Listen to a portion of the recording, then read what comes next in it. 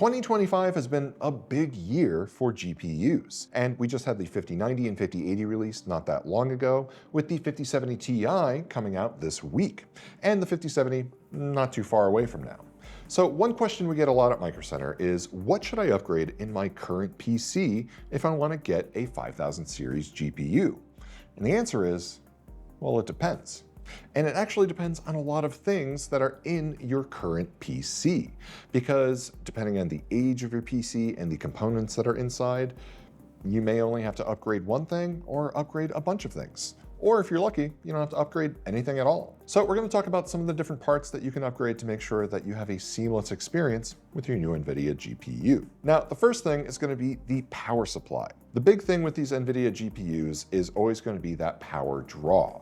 Obviously, there's going to be pulling a lot of wattage, so you want to make sure that you have a power supply that's going to be supporting it well as the rest of your system. You want to make sure you have enough headroom to run everything.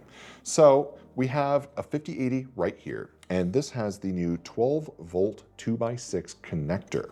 Now, this looks identical to the 12-volt high-power connector that was featured on the 4000 series of cards, but they've made a few changes. The pins are slightly different, and they made it just a little bit sturdier, so they want to ensure you're getting a better connection when you plug it in. I have an MSI Mag A1000G, and this is a 1000 watt power supply, 80 plus gold rated. So this has the 12-volt 2x6 connector right here, and that's that new RTX 3.1 spec that you want to be using.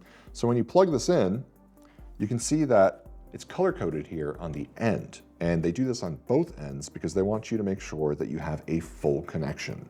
So when I plug it into the power supply, I don't see any yellow there, so I know I have a good connection on the power supply. And then I just take my cable, bring it over here to my GPU, plug that on in, and there is no yellow exposed, so I know I have a full and complete connection with all of the pins. And that's really important with this connector. Now, some partner cards have some extra features like a little LED that'll show if you have a full connection or not. So that's a really nice quality of life feature that you'll get with some of these cards. And the RTX 3.1 connector is going to be on newer power supplies. And Microcenter has a wide selection of these power supplies available, so that's a really easy one that you can get. And that's just the connector part. You could get away with using an older power supply if you have one that is within the recommended wattage for your GPU that you want to get, and you can just use the connector that comes with the GPU.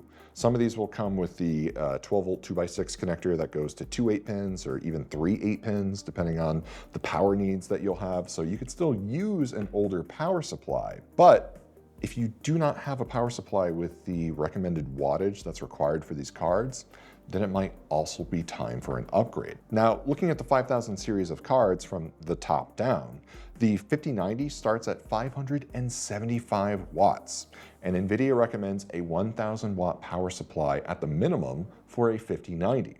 Now for the 5080, that's going to pull 360 watts, at least at the starting range, and they recommend an 850 watt power supply. For a 5070 Ti, that's going to pull 300 watts, and they recommend 750 watt power supply. And then for the 5070, that's going to pull 250 watts with a recommended power supply of 650 watts. Now keep in mind, that's NVIDIA's ratings, so that's going to be for the Founders Edition cards. All of the partner cards are going to be factory overclocked, and they're going to be pulling just a little bit more than the baseline NVIDIA cards. So that's also something to take into consideration. You're going to want that little extra headroom for those cards if you're going to be going with a partner card. So for instance, if you want to get a 5080, but you go with one of the partner cards like a 5080 Astral, that's going to be pulling a lot more than 360 watts. So maybe an 850 watt power supply. You might want to go to a full 1000 watt power supply just to give yourself some extra headroom. It depends on your CPU, it depends on what else is in your PC case, so that's just one thing to keep in mind. Now, one thing I do want to point out, so this MSI Mag A1000G has one 12-volt 2x6 connector, but you could also get an MSI Mag A1 1600T. This has not one, but two 12-volt 2x6 connectors, which seems like overkill. But when you think about it, if you want to do a build with 2 GPUs, in theory, this 1600 watt power supply could support 2 5090s. 5090, each one pulling about 600 watts, so that gets you 1200 watts, and that's 400 watts for the rest of your system. It's going to be really tight in terms of headroom, but it is possible. Now, I wouldn't go with a dual 5090 build for this. I would probably do a dual 5080 or dual 5070 Ti because you get the two connectors there. So you know you're gonna run both of those cards with ease, and it's gonna give you plenty of headroom. I mean, 1600 watts, 80 plus titanium rated. That's pretty crazy. And this is really on the extreme end of what some users are doing. I would not recommend this for everyday gamers or general use. So just something to point out. But I think it's pretty cool that this comes with the two connectors there. So they're really supporting that dual GPU usage, especially for AI. That's actually kind of interesting. Oh, and one other thing that I want to call out, there are ATX 3.1 streamers available. This is from Lian Li. This is their wireless streamer. This is a bit newer, and we just used this in our 5080 build video. And the cool thing is this also has the colored connector here, so you can tell that it's fully connected. And even though it's at a right angle, you are able to change the direction of this cable here. So depending on the way this is kind of like coming up and the connector on the card itself, you can make sure you kind of get it in the right way. Now this will fit on most partner cards. It fit on this 5080, this Asus TUF Gaming card just fine. But depending on the position of the connector, obviously the connectors on those 5080 and 5090 Founders Edition cards are at a little bit of an angle on the side there. So you might have a harder time fitting this, but there is plenty of room to make that connection here. So streamers are still possible with these new cards and new power supplies. So that's one thing to keep in mind. Now, in terms of power supply availability, microcenter has a wide selection of power supplies. So just stop on by, check out our wide selection of power supplies, talk to one of our associates, and they can walk you through all of the different options that we have available. They'll ask you some questions about, what's currently in your system, what are you currently using, which card are you looking to get, and they can help pick the right power supply for you. So we talked about power supplies for a bit because honestly, that's kind of the biggest component to look into when it comes to getting one of these new GPUs. They're going to pull a lot of wattage, so you want to make sure you're supporting it correctly. Another thing you might want to look into is actually a new CPU. Depending on the age of your system, your CPU may be bottlenecking you if you're going to get a 5070 Ti, a 5080, even a 5090. If you're using something older like a Ryzen 5600X, that might be holding you back just a little bit. I mean, especially if you're using something on the AM4 platform with DDR4, it'll run, it will work, but you may be hitting a bottleneck, and it really depends on which motherboard and which CPU that you're using. I'm sure there's going to be tons of users out there that might be able to get away with it, but it really kind of depends on what that configuration looks like. And I currently don't have the data sheets to outline every single CPU in existence to say which ones will and will not bottleneck you, but I guarantee that information will be readily available in the near future from tons of reviewers. So that's something to look out for. All of that is to say, your CPU could be bottlenecking you when it comes to your GPU of choice. So if you want the full range of performance from your GPU, you may want to pair it off with a CPU that can handle it.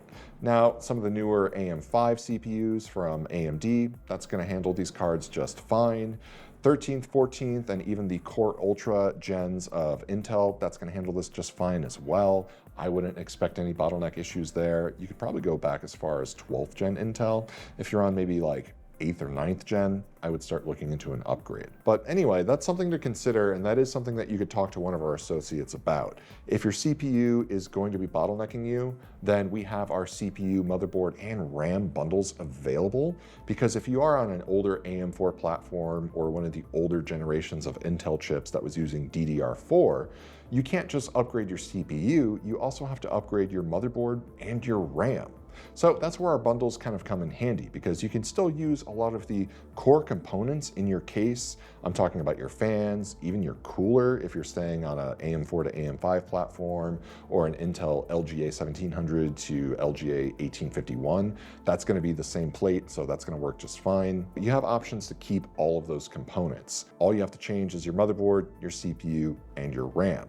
And obviously that's not an easy change because you basically have to dismantle most of your PC to do that anyway, but it's still going to save you a couple of bucks because you're just getting the bundle and you're just swapping out a few parts. So that's something to keep in mind. Now, beyond power supply and beyond CPU, another component that might hold you back is actually your case. Depending on which graphics card you want to go with, if your case is not large enough, you may have a really hard time fitting these cards in. For instance, we were originally looking to do this 5080 build with a fractal north case, but this Asus TUF 5080 wasn't going to fit into that case. Now, we didn't have the measurements at the time when we were putting the parts together, so we were just kind of doing a manual fit with one of our extra fractal north cases we had, and we realized very quickly, oh no, this is not going to fit at all. Now, there may be some partner cards or even founder edition cards that will fit in some cases. All of this is to say, come to Microcenter, talk to one of our associates, and they can help you find the right GPU that's going to fit in your case, or they can even help you find a new case altogether. It's very easy for our associates to look all of this information up. We actually have a full database where we have measurements for GPUs, for RAM clearance, for different coolers, all of these different parts to make sure that they fit together perfectly. So they can help you find your case, they can help you find your GPU, and they can help you know if you have enough room to make it fit. So that's another one to keep in mind. But it's kind of funny because we've talked about power supply, CPU, motherboard, RAM, and case. At this point, that's almost a new PC. But the reality is, for a vast majority of PC builders, if you've built a PC within the last 2 to 3 years, you're really going to have no issue upgrading to a new 5000 series of GPU. But one thing you do want to keep in mind is storage. Now, if you're a gamer, games are getting bigger and bigger. So having an extra NVMe that you can just slap into your motherboard is actually really easy, especially now since you can just take off the panel. Most of the time, it's pretty easily accessible under the GPU, or if you're taking your old GPU out anyway and putting a new GPU, that's going to expose all those M2 slots. So you can easily upgrade with some extra storage. I mean, my computer at home, I have 3 NVMe SSDs on my motherboard that I use, one specifically for my operating system, one specifically for video editing files, and one specifically for all of my games. So that's something that I do, and I like it a lot because everything plugs directly into the motherboard, so there's no 2.5-inch SSDs or any spinning disks that I have to screw in with grommets and everything onto the case itself, so that's actually one of the easier upgrades you can do. Now, it's not going to change your performance of your GPU at all. It's more of a quality of life thing that you can do since you're already taking this massive piece out of your computer. You're exposing those M2 slots, so might as well put them to use. So there's still more cards on the horizon to be releasing very soon, and depending on your budget and kind of what range of performance you're looking at, there's a lot of options available for parts that you can upgrade in your PC. Now, if you are currently on a 4080 and you want to go to a 5080, odds are your current configuration are going to handle that just fine. But if you have a PC that's just a little bit older, but you don't want to spend the money to upgrade everything all at once, you just want to do it piecemeal over time, just talk to one of our associates about the components that are currently in your PC, and they'll help you find any components to upgrade to, if any. So that way you can make sure that you're running everything perfectly fine. So stop by your local Microcenter and check out our selection of PC parts and NVIDIA GPUs. And if you don't have a Microcenter near you, make sure you comment #IWantAMicrocenter near me.